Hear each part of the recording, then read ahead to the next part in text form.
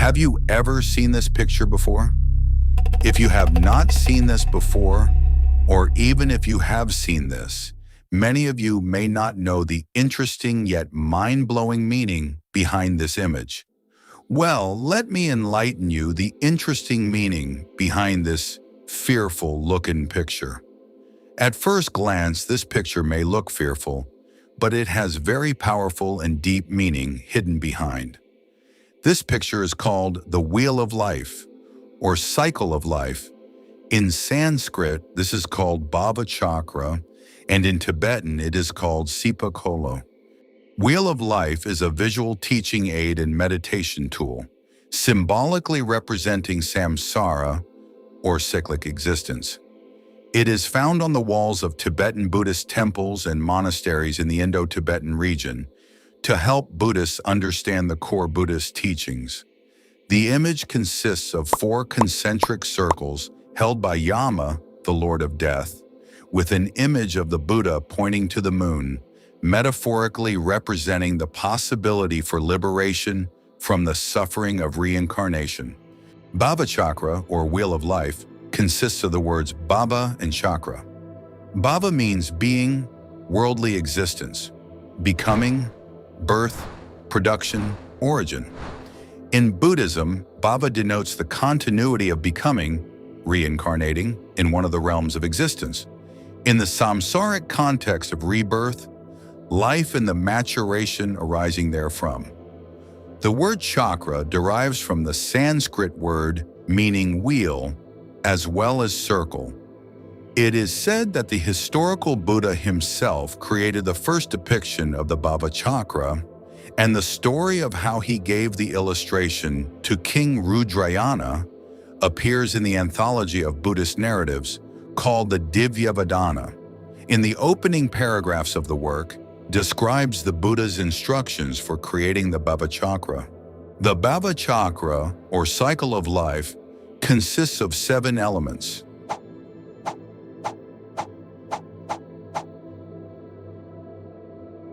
In the first layer, the pig, rooster, and snake in the hub of the wheel represent the 3 poisons of ignorance, attachment, and aversion. The second layer represents karma, or action, with 1/2 showing a person reaping the results of negative actions, while the other half shows a person reaping the results of positive actions. The third layer represents samsara, or cycle of life, and its 6 paths. The fourth layer represents the 12 links of dependent origination. The fierce figure holding the wheel represents impermanence. It is also called Yama, the god of death. The moon above the wheel represents liberation from samsara, or cyclic existence. The Buddha pointing to the white circle indicates that liberation is possible. Symbolically, the 3 inner circles, moving from the center outward, show that the 3 poisons of ignorance, attachment, and aversion give rise to positive and negative actions. These actions and their results are called karma. Karma, in return, gives rise to the 6 realms, which represent the different types of suffering within samsara. The fourth and outer layer of the wheel symbolizes the 12 links of dependent origination. These links indicate how the sources of suffering that the 3 poisons and karma produce live within cyclic existence. The fierce being holding the wheel represents impermanence. This symbolizes that the entire process of samsara, or cyclic existence, is impermanent, transient, constantly changing. The moon above the wheel indicates liberation. The Buddha is pointing to the moon, indicating that liberation from samsara is possible. In the hub of the wheel are 3 animals, a pig, a snake, and a bird. They represent the 3 poisons of ignorance, aversion, and attachment, respectively. The pig stands for ignorance. This comparison is based on the Indian concept of a pig being the most foolish of animals, since it sleeps in the dirtiest places and eats whatever comes to its mouth. The snake represents aversion or anger. This is because it will be aroused and strike at the slightest touch. The bird represents attachment, also translated as desire or clinging. The particular bird used in this diagram represents an Indian bird that is very attached to its partner. These three animals represent the three poisons, which are the core of the Bhava Chakra. From these three poisons, the whole cycle of existence evolves. The second layer of the wheel shows two half circles. One half circle, usually light, shows contented people moving upwards to higher states, possibly to the higher realms. The other half circle, usually dark, shows people in a miserable state being led downwards to lower states, possibly to the lower realms. These images represent karma, the law of cause and effect. The light half circle indicates people experiencing the results of positive actions. The dark half circle indicates people experiencing the results of negative actions. The third layer of the wheel is divided into 6 sections that represent the 6 realms of samsara, or cyclic existence. The process of cycling through one rebirth after another. These 6 realms are divided into 3 higher realms and 3 lower realms. The 3 higher realms are shown in the top half of the circle. God realm Deva, also known as 6 heavens and desire worlds. The gods and goddesses lead long and enjoyable lives full of pleasure and abundance, but they spend their lives pursuing meaningless distractions and never think to practice the Dharma. When death comes to them, they are completely unprepared. Without realizing it, they have completely exhausted their good karma, which was the cause for being reborn in the God realm, and they suffer through being reborn in the lower realms. Demigod realm, Asura. The demigods have pleasure and abundance almost as much as the gods, but they spend their time fighting among themselves or making war on the gods.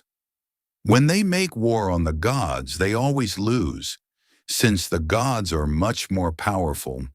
The demigods suffer from constant fighting and jealousy, and from being killed and wounded in their wars with each other and with the gods.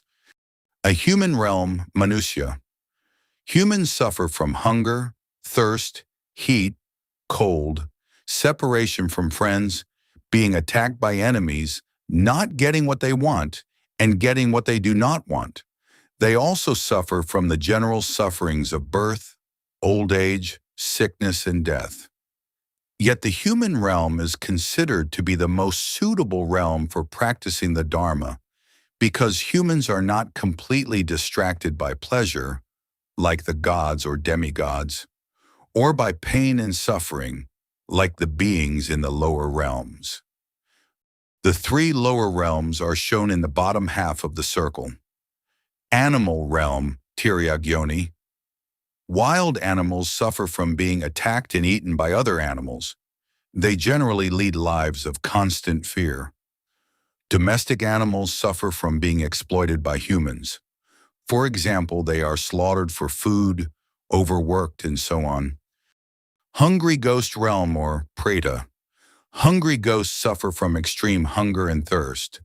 They wander constantly in search of food and drink, only to be miserably frustrated any time they come close to actually getting what they want. For example, they see a stream of pure, clear water in the distance, but by the time they get there, the stream has dried up. Hungry ghosts have huge bellies and long, thin necks. On the rare occasions that they do manage to find something to eat or drink, the food or water burns their neck as it goes down to their belly, causing them intense agony. Hell realm, or Naraka. Hell beings endure unimaginable suffering for eons of time. In Buddhist cosmology, there are 18 different types of hells, each inflicting a different kind of torment. In the hot hells, beings suffer from unbearable heat and continual torments of various kinds. In the cold hells, beings suffer from unbearable cold and other torments. Among the 6 realms, the human realm is considered to offer the best opportunity to practice the Dharma.